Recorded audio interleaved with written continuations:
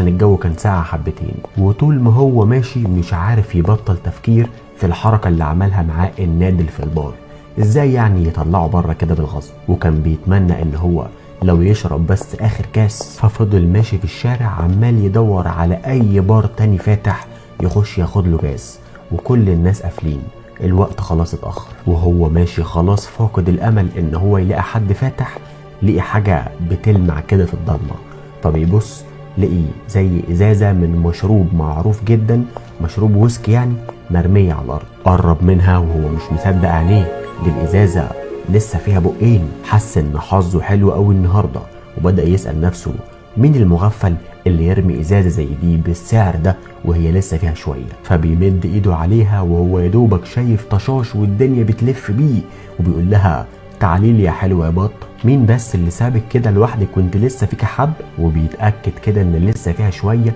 وهو عمال يرج فيها، بيقول لنفسه اهو شوية مش كتير بس هو احسن من مفيش. الناس كلها طبعا بترفض ان هي تشرب او تاكل اي حاجة مرمية في الشارع، انما انا هقرف يعني؟ اكيد لا، تعالي لي بقى. وبالفعل رفع الازازة على بقه عشان يشرب الشوية اللي فيها،